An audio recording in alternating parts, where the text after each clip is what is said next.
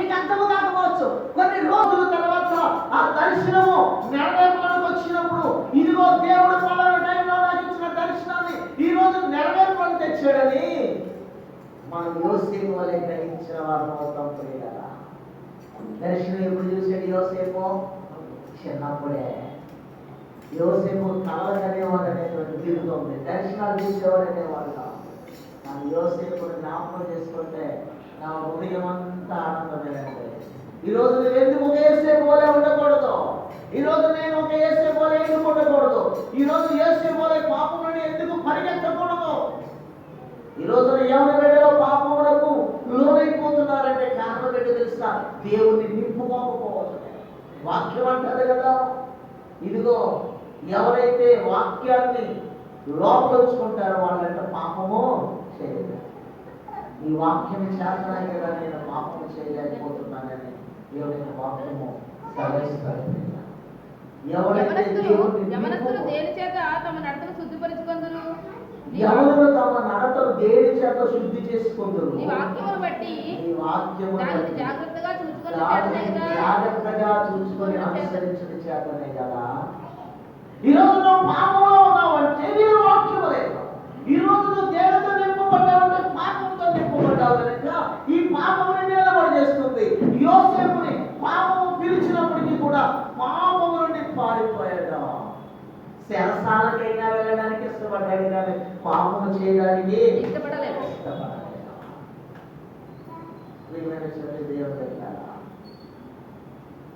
మనం ఆయన నింపుకొస్తే మన గిన్నెలను ఆయన మంచి ద్రవ్యములతో నింపుతాడు. నప్తాలిని గురించి అంటాడు కదా, ఈ యొక్క దైవజనుడైనటువంటి మోషే దేవుని చేత నింపబడినటువంటి నప్తాలి. ఈ రోజున దేవుడు మన వేదిక పిలుస్తాడు బాగుండో.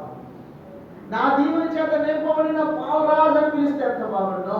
నా దీవుని చేత నింపబడిన నా కుమారుడా, నా దీవుని చేత నింపబడిన నా కుమార్తె అని పిలవబడినటువంటి ఆ గొప్ప పిలుపును మనం పొందుకుంటే ఎంత బాగుంటుందా. అదే మోషే అంటాడు, యోసేపును గురించి అద్భుతమైన ఆశీర్వాదాలు ఇస్తాడు. నీ భూమి ఫలిస్తుంది. అక్కడే 33:11 నుంచి 17 వరకు మోషే యోసేపును గురించి ఆశీర్వదిస్తాడు. యోసేపును ఆశీర్వదిస్తాడు మోషే. ద్వితీయోపదేశకాండము 33వ అధ్యాయము 13 నుంచి 17 వచనాలు చూస్తే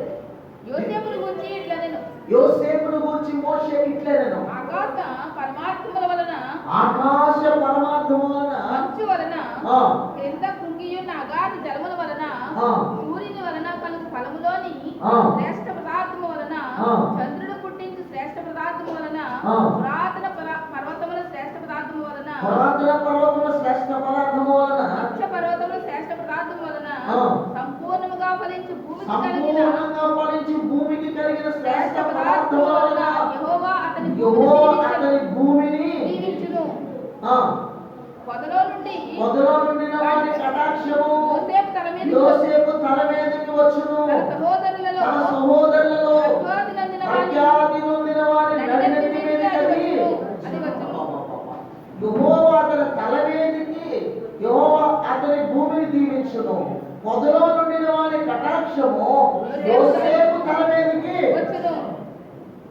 మోషే యోసేపును ఆశీర్వదిస్తున్నాడు. యెహోవా అతని భూమిని దీవించును. ఈ రోజున ఐగుప్తు దేశమంతా దీవించబడడానికి గల కారణం యోసేపు మీద ఉన్న దీవెనలో. యోసేపు దీవెనలు నింపుకున్నటువంటి వాడిగా ఉన్నాడు. పాపమును నుండి పారిపోయిన వాడిగా ఉన్నాడు. పాపమును ఏ మాత్రం కూడా దగ్గరకు రానివ్వకుండా చూసుకున్నాడు. యవనస్తుడైనటువంటి యోసేపు 17 సంవత్సరాల నుండి 13 సంవత్సరాలు బాధపడినప్పటికీ కూడా 30వ సంవత్సరం వరకు ఎన్నో శ్రమలు అనుభవించినప్పటికీ కూడా శ్రమల మీద దేవుని దీవెనలు ప్రారంభమయ్యాయి. ఈ దీవెన రావాలంటే శ్రమ పడక తప్పదు. ఈ దీవెన రావాలంటే ఇబ్బందులు పడక తప్పదు. ఈ దీవెన రావాలంటే దేవునిలో నమ్మకంగా ఉండడం తప్పదు. ఈ దీవెన పొందుకోవాలంటే దేవుని కొరకు జీవించడం తప్పదు. దాని శ్రమలు వచ్చినప్పుడు ఏం చేస్తున్నాడు మానవుడు? ఏం చేస్తున్నాడు? తృణీకరించబడిన వాటిగా తొట్టిల్లిపోతావు. అయ్యో శ్రమ వచ్చింది, అయ్యో ఇబ్బంది వచ్చింది, అయ్యో ఇరుకొచ్చింది. కానీ యోబు శ్రమ వచ్చినప్పుడు తొలగిపోలేదు కనుకనే మరలా పోగొట్టుకున్నటువంటి ఆశీర్వాదముల కంటే రెట్టింపు ఆశీర్వాదాన్ని పొందుకున్నాడు. హల్లెలూయా. 10 మంది బిడ్డలను పోగొట్టుకుని మరలా 10 మంది బిడ్డలను పొందుకున్నాడు, సంపాదించుకున్నాడు. శ్రమలు ఓడిపోలేదు. ఒకవేళ స్నేహితుడు వస్తే శ్రమ వస్తే ఏదో పురుగులంటే అక్కడ ఇక్కడ రావచ్చు, కానీ ఏంటయ్యా యోగో అధికారులు మొదలుకొని నన్నెంతో కూడా శరీరం మీద ఎక్కడ కూడా ఖాళీ లేకుండా గాయాలే కదా, ఏదన్నా చేసి ఉంటావయ్యా నీకు తెలియకుండా. దేవుడి దగ్గర ఒప్పుకో. శ్రమ అంటే అనేకసార్లు పక్క వాళ్ళు ఎలాగే మాట్లాడతారు, మనల్ని ఎలాగే మాట్లాడతారండి. ఈ విధంగా జరిగి ఉంటుంది బ్రదరు, ప్రార్థన చేసి ఒప్పుకోండి. కాదు నింపబడితే శ్రమలు రాక తప్పవు కాదు.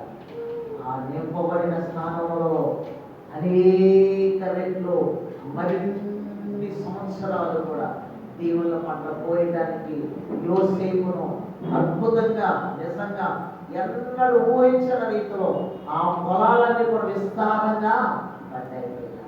ఈ రోజున నీవు వెళ్ళేటువంటి అడుగు కలిగిన ప్రదేశము విస్తారముగా పండాలి. అది వ్యాపారము కానీ, అది ఉద్యోగము కానీ, అది ఏదైనప్పటికీ కూడా, ఏ పనైనప్పటికీ కూడా నీ అడుగు అక్కడికి వెళ్తే ఏమైపోవాలని ఫలించాలి. నీవు దేవుని యొక్క స్థలంలోకి వచ్చినప్పుడు సంఘం అభివృద్ధి అవ్వాలి. నీవు ఇతరుల గృహానికి వెళ్ళినప్పుడు గృహము దీవించబడాలి. నీవు ఇతరుల పని మీద వెళ్ళినప్పుడు ఆ పని నీ వల్ల జరగాలి. అదే గొప్ప ఆశీర్వాదం. ఈ రోజున మన పాదాలు ఎలాంటివో తెలుసా? నేనంటారు ఒక చిన్న సైజు, ఏ సైజు పాదాలు అంటే పాదాలు మనం ఎందుకో తెలుసా? ఆయన మనలో ఉన్నాడు కనుకనే ఆయనలో ఉన్న దీవెనలన్నీ కూడా మనలోనికి వస్తాయి. ఎప్పుడైతే మనం దీవించబడ్డామో మనం ఎలా ఉంటామంట? మన గొర్రెలు, మన మేకలు, మన యొక్క పశువులు, మన పక్షులు, మన సంపాదన కూడా 10,000 1000 కొలది కానీ 10,000 కొలది కానీ అభివృద్ధి చెందుతూనే ఉంటాయట. మన యొక్క బిడ్డలంట నగరులకై చెక్కబడినటువంటి వారిగా, మన కుమార్తెలు నగరులకై చెక్కబడినటువంటి వారిగా దేవుడు దీవిస్తాడు. 144వ కీర్తన 144వ కీర్తన చూద్దాం. 144వ కీర్తనలో 13వ అధ్యాయము 12 నుంచి చదువుతాం. 144వ కీర్తన 12-13 వచనాలు చదువుతాం. ఇదిగో మనం దీవించబడితే మన నోటి నుండి వచ్చేటువంటి మాటలు కలిగిన ఆశీర్వాదం కలిగిన మాటలు ఎలా ఉంటాయంటే ఎలా ఉంటాయంటే, మా కుమారులు తమ యవన కాలమందు ఎదిగిన మొక్కల వలె ఉన్నారు. ఎవరి కుమారులు అంటే ఎవరి కుమారులు?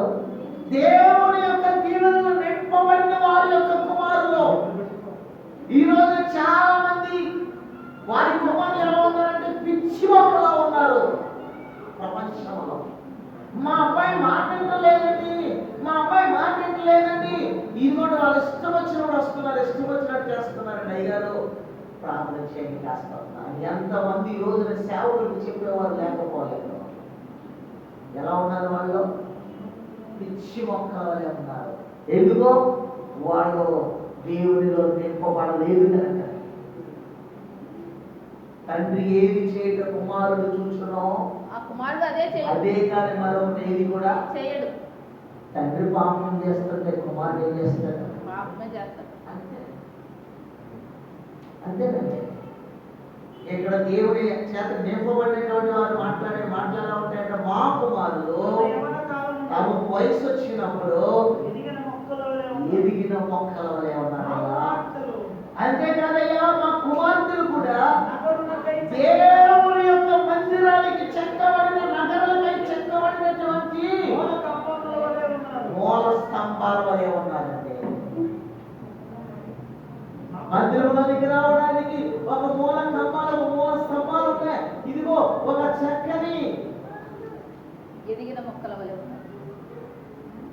ఆహ్వానించేటువంటి తలుపులుగా లేదా ద్వారములుగా మా కుమార్తెలు నగరులకై చెక్కబడిన కుమార్తెలుగా. అంతేకాదండి, మా కొట్లు నింపబడి పలు విధములైన ద్రవ్యములకు నిధులుగా ఉన్నవి. ఎంత గొప్ప స్టేట్మెంట్ అంటే, మా కొట్లు దేవుడు మమ్మల్ని ఆశీర్వదించాడు అయ్యారు. మా వ్యాపారం ఆశీర్వదించాడండి, మా ఉద్యోగం ఆశీర్వదించాడండి, మా బిడ్డలు ఆశీర్వదించాడండి, ఇదిగో మా సంతానాన్ని ఆశీర్వదించాడు. కారణం ఏంటంటే మేము దేవుని చేత నింపబడిన ప్రజలుగా ఉండుట చేతనే. హల్లెలూయా, హల్లెలూయా. లేకలేని ఎత్తైన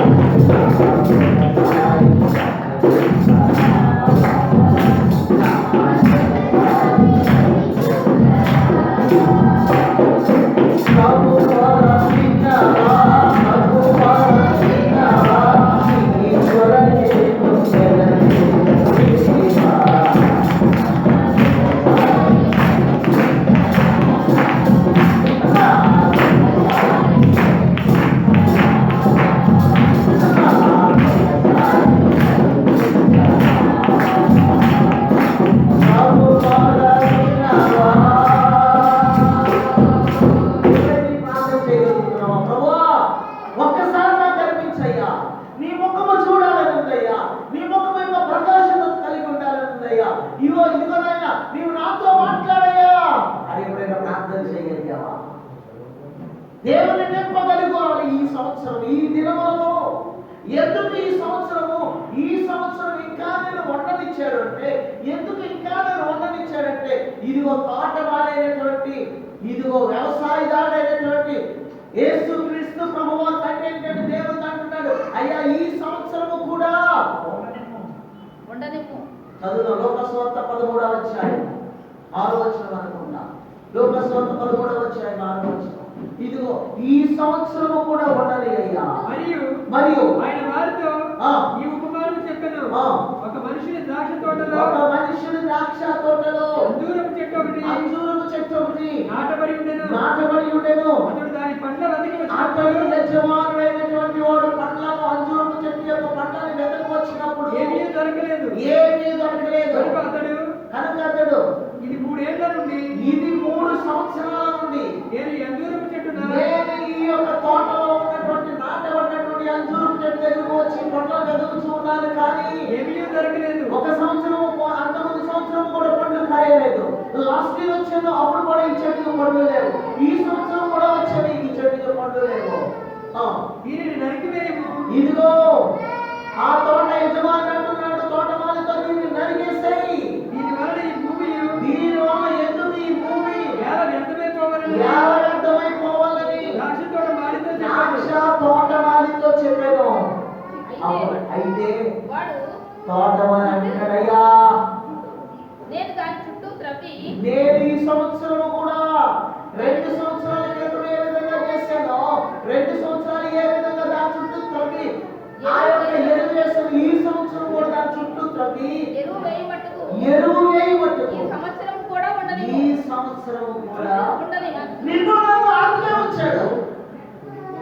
ఇంకా ఫలింపలేని స్థితిలో ఉన్నటువంటి మనలను ఆయన తన ప్రేమ చేత అంతకుముందు సంవత్సరం ఫలించలేకపోయావు, మొన్న సంవత్సరం ఫలించలేకపోయావు, ఈ సంవత్సరం కూడా ఫలించలే స్థితిలో ఉంచితే తోటమాలైనటువంటి క్రీస్తునాథుడు తండ్రి అయినటువంటి దేవాది దేవుని మీదకి వచ్చయ్యా, ఈ సంవత్సరం కూడా అయ్యా ఈ సంఘములో ఈ బిడ్డను ఈ సంవత్సరము కూడా వచ్చయ్యా, ఈ సంఘములో ఈ న్యూ జెరూసలేం సెంట్రల్ చర్చిలో ఉన్నటువంటి ఈ బిడ్డను ఈ సంవత్సరం కూడా వచ్చయ్యా. 2002వ సంవత్సరంలో ఫలించలేకపోయింది నిజమే.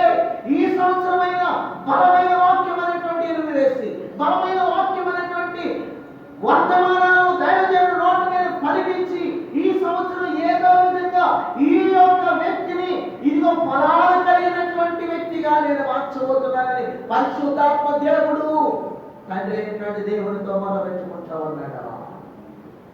మన యొక్క రక్తం ఇచ్చినటువంటి యేసు క్రీస్తు నాథుడు తండ్రి అయిన దేవునితో మొదలుపెట్టుకుంటున్నాడు. అయ్యా ఈ సంవత్సరం కూడా అందుకనే 2021 సంవత్సరం దేవుడు ఇచ్చాడు. అందుకనే 2021 సంవత్సరము దేవుడు మీ జీవితంలో నా జీవితంలో శ్రేష్టమైనటువంటి సంవత్సరం ఎందుకు ఇచ్చాడో తెలుసా?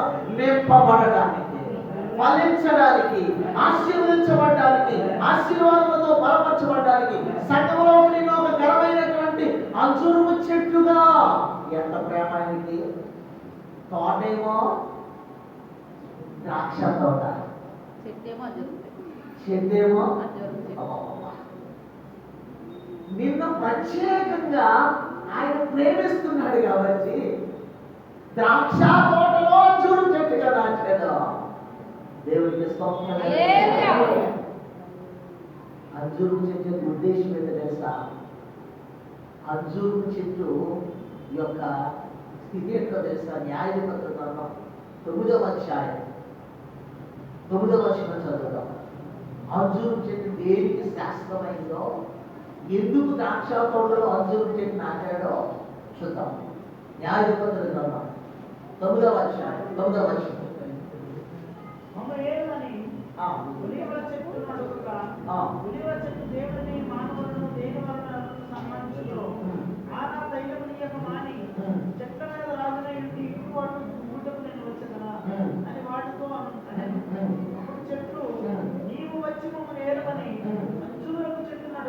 ఇదిగో అంజూరు చెట్టు యొక్క ప్రావీణ్యత, దాని స్పెషాలిటీ చూద్దాం. అంజూరపు చెట్టు చెట్ల మీద రాజునైంది, ఇటువంటి ఊటకు నా మాధుర్యమును నా మంచి ఫలములను నేను ఇయ్యకమానుదనా. మాధుర్యమును మంచి ఫలములను నేను ఇయ్యకమానుదనా అని పట్టుకోను. అంటే మాధుర్యమును మాధుర్యము కలిగినటువంటి ద్రాక్ష తోటలో మధురమైనటువంటి ప్రేమ కలిగిన వ్యక్తి నీవే. మాధుర్యమే నా ప్రభుతో జీవితం, ఆనందమే మహాదానందమే, ఆనందమే మహాదానందమే, మాధుర్యమే నా ప్రభుతో జీవితం. మాధుర్యమే. ఇంకా చెప్పనండి, ఇంకొక మాట చెప్తాను నేను. అంజూరు చెట్లు దేనికి పనిచేస్తాయంటే ఒక గొప్ప ఔషధం. అంటే హిజ్కియాకి మరణకరమైన రోగం వచ్చినప్పుడు, ఏమిటి మరణకరమైన రోగం అంటే రాచపండు, ఇంగ్లీష్ లో క్యాన్సర్.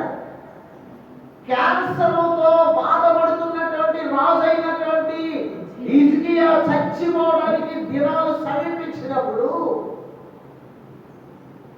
దేవుడు యెషయా ద్వారా చక్కని విషయాన్ని దేవుడు పంపించాడు. నేను అతన్ని బాగు చేస్తాను, 15 సంవత్సరాలు ఆయుష్స్తాను.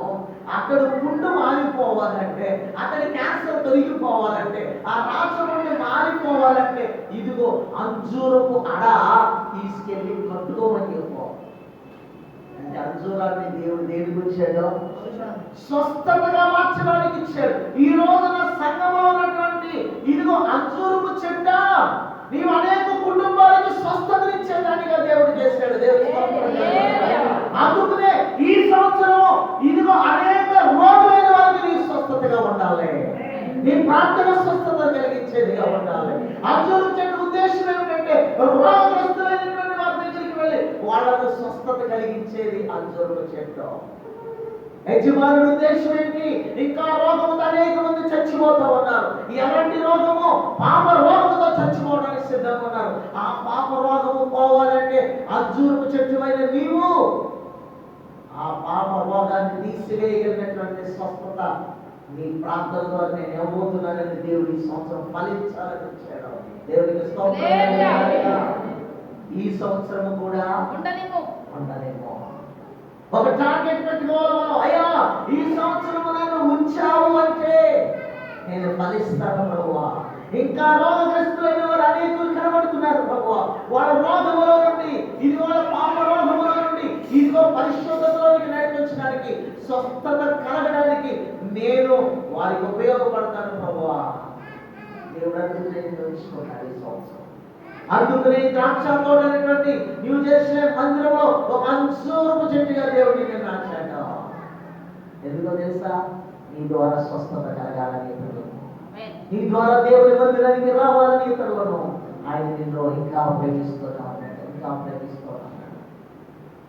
ఏమంటున్నారు? 4:13 ఏమంటున్నారు? ఇదిగో మా కుమారుడు మా కుమార్తెలు నగరాలకి చెక్కబడిన కమ్మముల వలె ఉన్నారు, మా కొట్లు నింపబడి పలు విధములైన ద్రవ్యములకు నిధులుగా ఉన్నవి. మా గొర్రెలు మా బిడ్డలు, లేక మా ఉద్యోగము, లేక మా వ్యాపారం, మా యొక్క జీవనోపాధి, మా యొక్క చేతి వృత్తి పనులు ఎలా అభివృద్ధిలోకి వస్తున్నాయండి? 1000 కొలది గాను, 10,000 కొలది గాను మా గట్టి బీళ్లలో బీడి భూముల్లో పిల్లల్ని అది కట్టున్నాయట. మా ఎట్లు గొప్ప బరువులు మోయగలవి. ప్రియమైన దేవుని వెళ్ళారా, ఈ రోజున దేవుడి చేత నింపబడిన అనుభవంలో ఉంటే ఈ మాట మనం మాట్లాడగలుగుతాం. దేవుడి చేత నింపబడిన అనుభవంలో లేవనుకోండి, నిస్సహాయంతో నిరుత్సాహంతో ఏ దేవుడు లేదు బాబు, నమ్ముకున్నాం కానీ ఉపయోగం లేదనేటువంటి వాళ్ళుగా అనేకులు భూమి మీద కనిపిస్తూ ఉన్నారు. ప్రియమైనటువంటి దేవుడు అంటున్నాడు కదా, ఈ సంవత్సరం నేను దేవుడితో నింపుతానంటే అనేకమైనటువంటి దీవులతో. ఒక దీవెన ఏంటంటే నీ వ్యాపార అభివృద్ధిలో, నీ జీవనోపాధి అభివృద్ధిలో, నీ యొక్క క్షేమం కలిగినటువంటి జీవితంలో, లేక నీ సంఘ అభివృద్ధిలో నీవు చేసే ప్రతి పనిలో ఆయన పలవలేనంతగా దీవెనలు ఇవ్వడానికి ఇష్టపడుతున్నాడు. ఆయనను నింపుకోగలిగినప్పుడు దేవునికి రెండవదిగా నీవు ఆయనకు ఒక మందిరముగా ఉంటే నిన్ను ఆయన ఆ మందిరాన్ని ఏం చేస్తాడంటే మహిమతో నింపుతాడు. మూడవదిగా నీవు కష్టపడే కష్టార్జితానికి తగినటువంటి రీతిలో ఆయనను నువ్వు ప్రేమిస్తే నిన్ను ఆస్తికర్తలుగా చేయడమే కాకుండా ఖాళీ అయినటువంటి నీ విధులను ఆశీర్వాదములతో ఐశ్వర్యములతో నింపుతాడు. నాలుగవదిగా ఇదిగో నీవు పరిశుద్ధాత్మతో నింపబడతావు, నీ కొమ్ము ఐలముతో నింపబడుతాడు.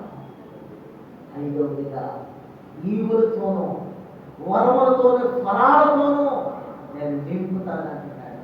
ఆరవదిగా ప్రియులారా, ఆరవదిగా చూసినట్లయితే క్షేమంతో మేలుతో నింపుతానంటున్నాడు. ఏడవదిగా చూస్తే ప్రియులారా, ఇదిగో ఆయన అంటున్నాడు అపోస్తలుల కార్యం 15వ అధ్యాయం 13వ వచనంలో ఆయన అంటున్నాడు కదా, ఇదిగో నేను నిన్ను ఉత్సాహంతో నేను నింపుతానంటున్నాడు. చూడండి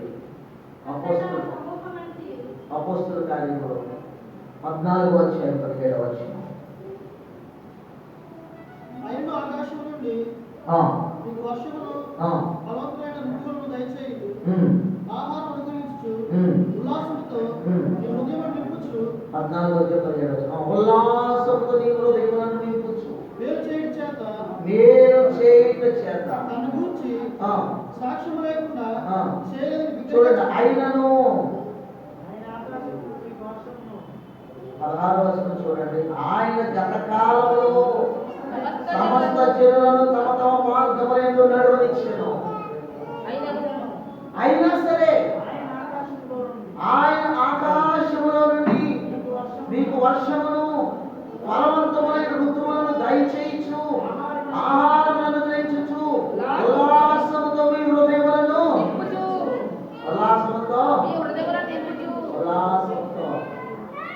ఒకసారి మన దేవుని దగ్గరికి సరిగ్గా రాకపోయినా గత కాలం వరకు 2020వ సంవత్సరం వరకు మనం ఒకవేళ ఆయనకి వచ్చినా రాకపోయినప్పటికీ ఆయన అంటున్నాడు కదా, ఏమంటున్నాడు?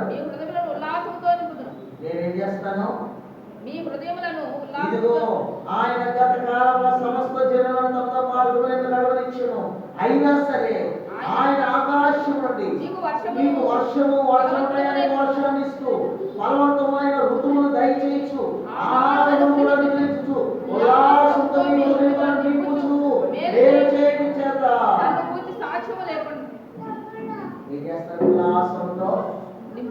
నింపుతూ మేలు చేయొచ్చు. మేలు చేయొచ్చు. శ్రమ వచ్చింది 2020 సంవత్సరంలో, వైరస్ వచ్చింది, ఇబ్బందులు వచ్చినాయి ప్రియులట. ఈస్ట్ గోదావరిలో నాకు తెలిసి దైవజనులు సుమారు 250 మంది చనిపోయారు. కరోనాకు బలైపోయిన వారు దైవజనుడు, యాజకుడు సుమారుగా 250 మంది తూర్పు గోదావరి జిల్లాలో సేవకులు చనిపోయారు. ఇంకా మనల్ని ఎందుకు వచ్చాడో తెలుసా? నీ పట్ల ఆయన చేయవలసిన కార్యం ఉంది అని ఆయన ఎంచుకున్నాడు. నా పట్ల ఆయన చేయవలసిన కార్యం ఉంది అని ఎంచుకున్నాడు. శ్రమ వచ్చినప్పటికీ, శోధన వచ్చినప్పటికీ, ఇబ్బందులు వచ్చినప్పటికీ, మందిరాలు మూతవేయబడినప్పటికీ కూడా, విశ్వాసులు ఇలాగే పరిమితమైనప్పటికీ కూడా, ఇదిగో ధనం లేకపోయినప్పటికీ కూడా దేవుడు పోషించాడంటే సుమారుగా 3 నెలల్లో మందిరాల్లోనికి విశ్వాసులు రాకపోయినప్పటికీ కూడా దేవుడికి మహిమ కలుగును. ఆయన విడిచిపెట్టలేదు. ఏ రోజు లోటు లేకుండా చేయలేదు, ఏ రోజు వేదన పడకుండా చేయలేదు. ఆయన నింపుతూ వచ్చాడు.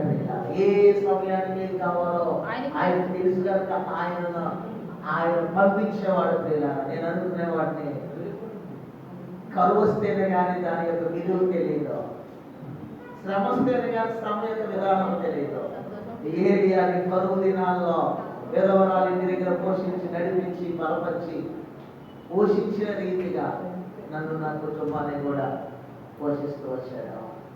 అదే కదా, మందిరాన్ని చక్కగా కరువు దినాల్లో, ఇబ్బందికరమైన దినాల్లో పని చేయించడానికి పరిశుద్ధాత్మ దేవుడు కార్యాలు చేశాడు. దేవుడికి విశ్వాసము నాది కాదు కానీ మీరు అందరూ చేసుకున్న ప్రార్థన ఫలితమే దేవుడు నడిపిస్తూ ఉన్నాడు. ఎంత ఎక్కువగా ప్రార్థన చేస్తే అంతగా మనం నింపబడతాం. ఎంతగా దేవుళ్ళు ఎదిగితే అంతగా మనం ఆశీర్వదించబడతాం. నాకున్నటువంటి లక్షణం ఒకటే, చచ్చిపోయేంత వరకు వాక్యంగా ఉన్నది ఉన్నట్టుగా చెప్పాలి. ఎవరు సనుకున్నా, ఎవరు కోరుకున్నా, ఎవరు ఆహ్వానించినా, ఎవరు ఆహ్వానించకపోయినా, ఎవరు ఆస్వాదించకపోయినా, ఆయన అన్నాడు కదా, వాక్యముగా చెప్పిన వాడంట పరలోక రాజ్యములో గొప్పవాడట. గొప్పవాడట. పరలోక రాజ్యంలో గొప్పవాళ్ళు ఎవరయ్యా అంటే, వాక్యము ఉన్నట్లుగా ప్రభు ఏది చెప్పాడో దానికి ఎక్స్టర్నల్ గా కలపడం కానీ, ఉన్నది తీసేయడం కానీ చేయకుండా ఉన్నట్టుగా సున్నిగా ఎవరు చెప్తారో వాళ్ళు గొప్పవాడట. ఇక్కడ ఎప్పుడైనా తెచ్చిపోతాం, గొప్పవాడు అనిపించినా తెచ్చిపోతాం, గొప్పవాడు కాదని అనిపించినా తెచ్చిపోతాం. కానీ దేవుని దగ్గర గొప్ప అనిపించుకోవడం చాలా గొప్పదనం. అందుకనే నేను ఎప్పుడు కూడా వాక్యాన్ని యావంతో అలాగే చెప్పాలనిపిస్తుంది. వాక్యము గుచ్చుకుంటుంది కానీ బలపరుస్తుంది. వాక్యము గగుర్పాటు కల్పిస్తుంది, ఘనమైన వాడిగా తీర్చిదిద్దుతాడు. దేవునికి మహిమ కలుగును. హల్లెలూయా. దేవుని యొక్క వాక్యముతో నింపబడితే ప్రియులారా, ఒక అంజూరపు చెట్టు వలె నీవు అనేకులకు స్వస్థతనివ్వడానికి ఆయన ఇష్టపడుతున్నాడు. ఇక్కడ ఏమంటున్నాడు? ఇదిగో చక్కని మాట, దేనితో నింపబడుచు, ఇదిగో మీరు ఫలవంతమైన ఋతువులు, మీకు ఫలవంతమైన ఋతువులు దయచేయచ్చు, ఆహారం అందించు, ఉల్లాసంతో మీ హృదయములను నేను నింపుదును. ఈరోజు ఉల్లాసమే, ఆనందమే. ఎందుకో తెలుసా? దేవుని కలిగి ఉన్నామన్నటువంటి గొప్ప ధైర్యము, దేవుని కలిగి ఉన్నామన్నటువంటి గొప్ప సంతోషం మనకి. ఇంకో మాట చూపించడానికి ముగిస్తాను. రోమీయులకు రాసిన పత్రికలో ఓ గొప్ప విశ్వాసమును మనం నింపుకున్నటువంటి వారి వల్లే. రోమీయులకు రాసిన పత్రిక 15వ అధ్యాయము 13వ వచనం. రోమీయులకు రాసిన పత్రిక 15వ అధ్యాయము 13వ వచనం.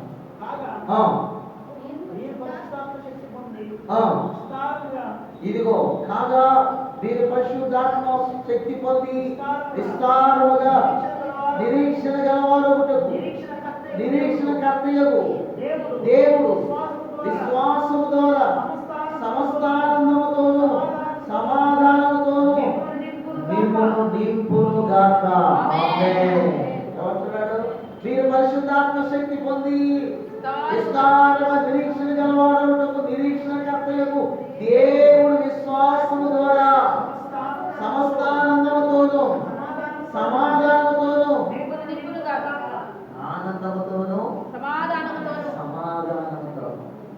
ఈ రోజున ప్రజల్లో ఆనందం లేదండి, సమాధానం లేదు. సమాధానం అంతకన్నా లేదు. లేదు. కానీ ఆయన చెప్పిన మాట ఏంటంటే, పరిశుద్ధాత్మ శక్తిని ఎప్పుడైతే పొందుకుంటామో విస్తారముగా నిరీక్షణకు గలవారములకు, నిరీక్షణ కర్తయ్యకు, దేవుడు నిరీక్షణ గలవారములకు, నిరీక్షణ కర్తయ్యకు కర్తయ్యకు. యేసుక్రీస్తు నిరీక్షణ నిరీక్షణ అంటే ఎదురు చూపు. ఎదురు చూడటం, ఎదురు చూడటం. ఏ దేవుని కొరకైతే ఎదురు చూస్తున్నామో, ఏ దేవుడు మనం పోషించడానికి ఆయన సమస్తమును విడుదల చేస్తున్నాడో, ఆ యొక్క సమస్తమును మనకు నింపేటువంటి దేవుని కొరకు ఎదురు చూసినప్పుడు సమస్తానందముతోనూ సమాధానంతో సమస్తమైన సమాధానముతోనూ మిమ్మల్ని నింపును గాక. మనల్ని నింపడానికి ఈ సంవత్సరం ఆమేన్. ప్రత్యేకంగా ద్రాక్ష తోటలో మనం ఎవరిని మంచి శక్తి. ప్రభువా, ఈ సంవత్సరం నన్ను వచ్చావు అంటే ఈ సంవత్సరం ఇంకా నేను ఫలాలు కలిగినటువంటి వాడిగా, వరాలతో నింపబడ్డదానిగా నువ్వు చేయడానికి ఇష్టపడుతున్నావు ప్రభువా. నేను ఈ సంవత్సరం ఫలించడానికి ఇష్టపడుతున్నాను. నన్ను నింపు ప్రభువా, నీ యొక్క వరములతో నింపయ్యా. ఒక యేసేపు వలె ఈ ప్రాంతంలో, నా కుటుంబంలో, నా గ్రామంలో, నా రాష్ట్రంలో, నా ప్రాంతంలో నేను వర్ధిల్లాలయ్యా. నన్ను ద్వారా నా ప్రాంతం ఆశీర్వదించున్నావు వారిని ప్రార్థించాను. తల వచ్చిన ప్రార్థించాను. ఈ మధ్యాహ్నకాల సమయంలో దేవుడు నిన్ను నన్ను ప్రత్యేకమైన వరాలతో, ఫలాలతో నింపడానికి ఇష్టపడుతున్నాడు. యోసేపు అమ్మబడిన వాడు అయినప్పటికీ